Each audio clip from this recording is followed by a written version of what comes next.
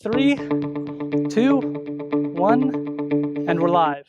What has that been like for you? Because you're right, you go into the circumstance where everyone's looking for the show. You're the show. What has that been like to kind of carry? Because you having an off night, that's not really an option. People aren't maybe as interested in hearing that. They want, I saw you last week, I can't wait for the same type of show tonight. That's exactly it. And it's literally, like, and you go to a house party and somebody's like, you gonna sing tonight?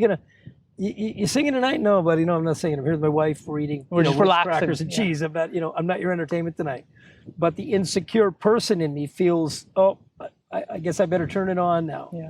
I am the guy, literally, and I say this to a lot of people, I am the guy that would, at a house party, I'm the guy who would go stand in the kitchen, eat the celery. Yeah. And then a couple of people drift in and I talk with them.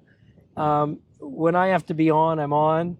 And you'll know I'm nervous because I'm trying to be funny or I'm funny. Yeah.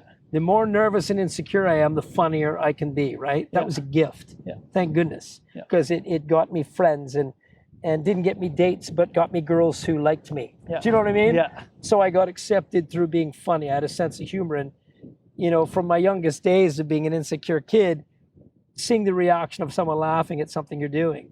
Wow. And then getting the positive affirmation from playing a proper G on a ukulele. Oh.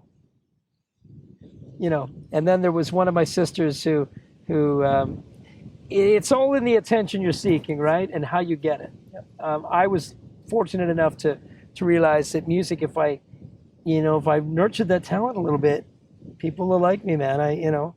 So it was a necessary need for me. It was a need to crawl out from under that grade 4, grade 5, really insecure, shy, bullied kind of persona to come out now. And I think, honestly, that's a great deal of why I am who I am, is because I will always have that soft underbelly that has been really hurt and really, really vulnerable, and still to this very day, insecure. Right. If somebody said the wrong thing to me, I still cower like I'm, 10 years old again, right? You recoil. You just learn how to master it a bit better. How did you end up doing that? Because that sounds like a lot of, I can't imagine what it would be like to have people approaching you all the time, kind of being like, play a song, do something, entertain. Alcohol. Yeah.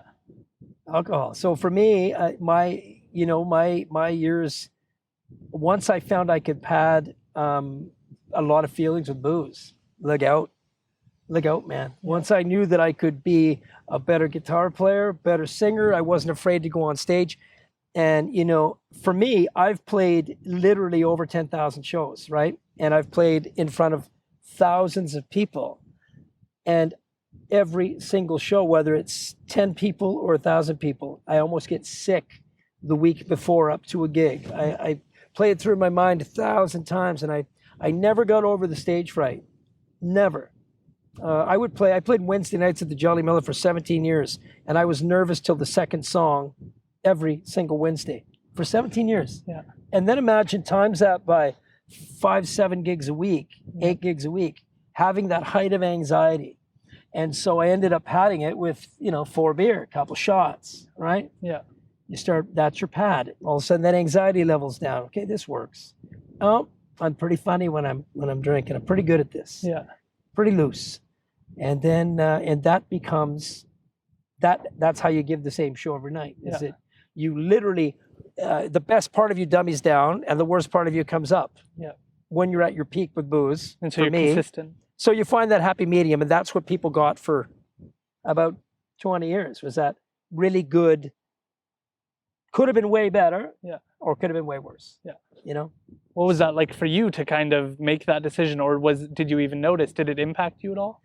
What I noticed is that I used to watch other players play, and I remember judging them, and I'm a pretty judgmental guy, but I remember judging them like, oh, look, buddy's had a couple too many sauces up there.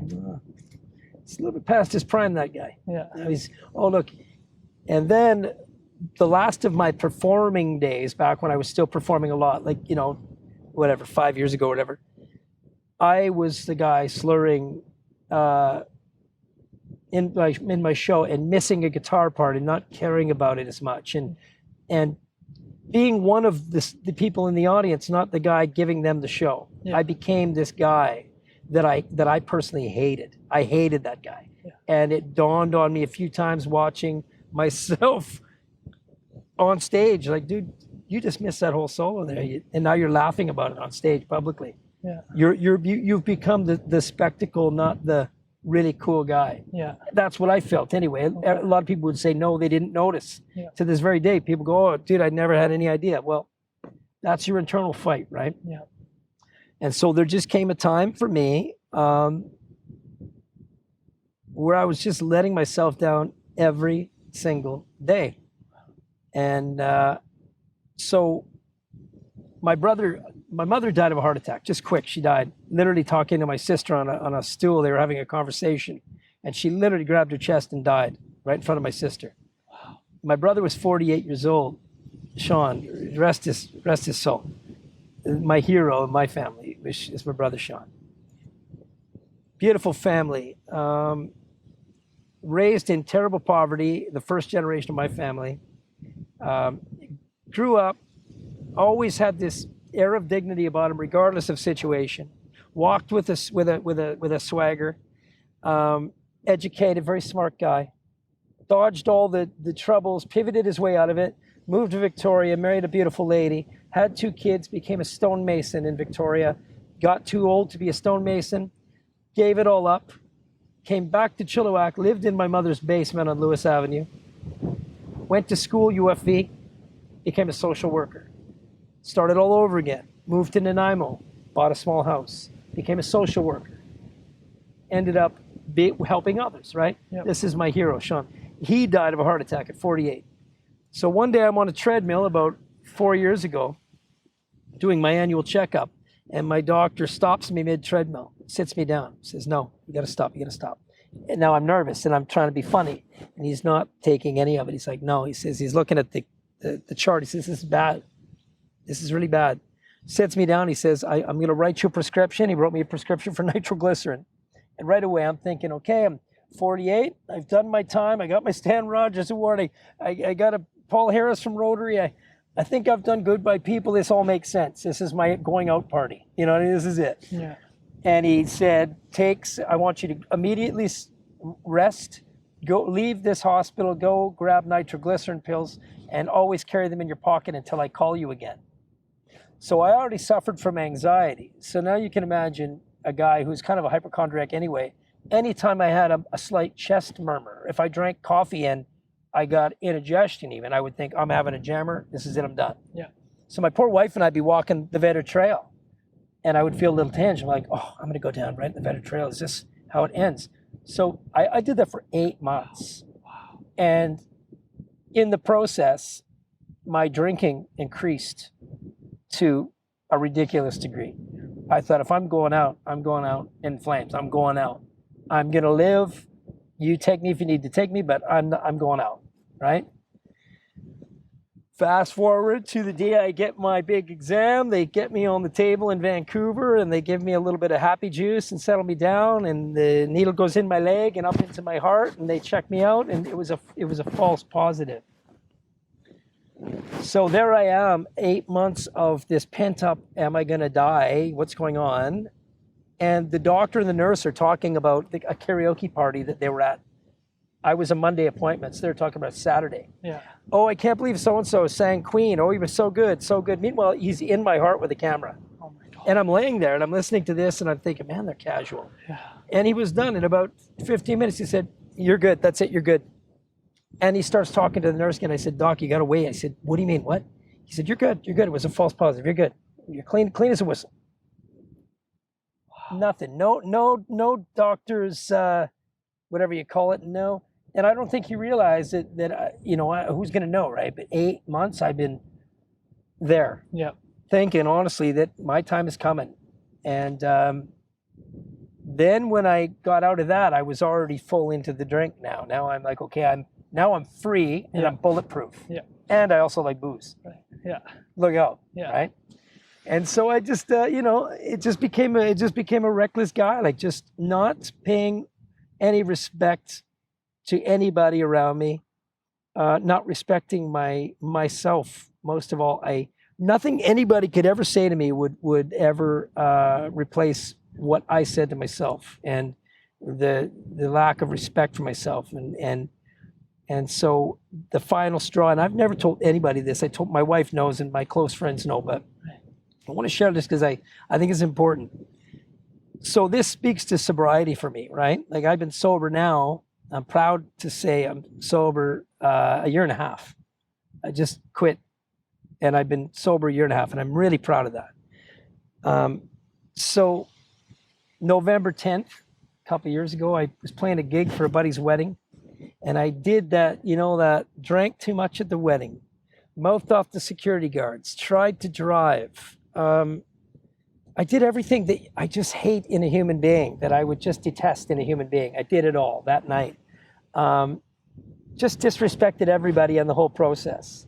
And then, of course, November 11th is Remembrance Day, which is really hugely dear to me. Yeah. I missed Remembrance Day, and I literally was too hungover to go to Remembrance Day ceremonies. And I'll tell you, what, that to me, I feel embarrassed to say that, but I did. I missed it. I missed Remembrance Day. So the time when you're supposed to go pay tributes to everybody, I was selfishly so hungover I couldn't even get up. My wife went by herself, had to make a ton of excuses to our friends. And that was it, man. She came home and said something, whatever she said, and I said, there's nothing that you're going to say that's going to make me feel worse than I do right now.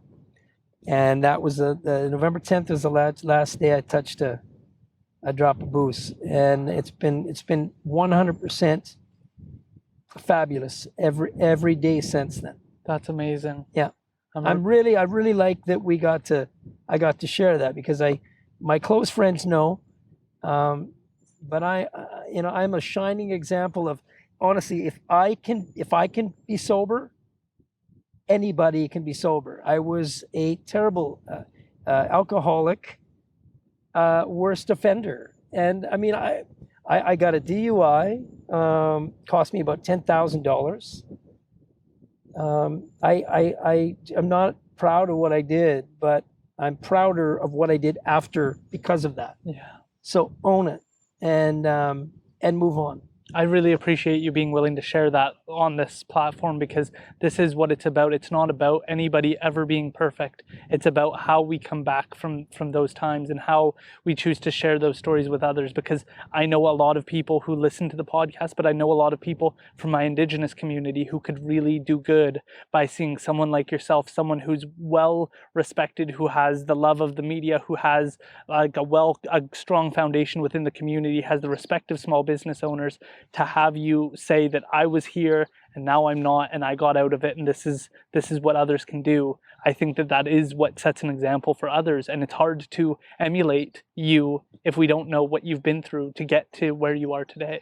Every day is, I have bad days. I mean, everybody does. I have days where, honestly, I can slam a beer. I do. I have days like that.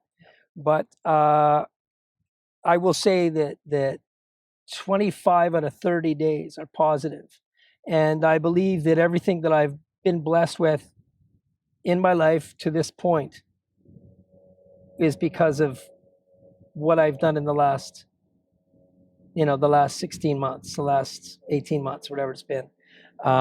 You have to give of yourself to get those rewards. I really believe that. And like this job with the BIA, and just a lot of really good things have come forward since that whole commitment.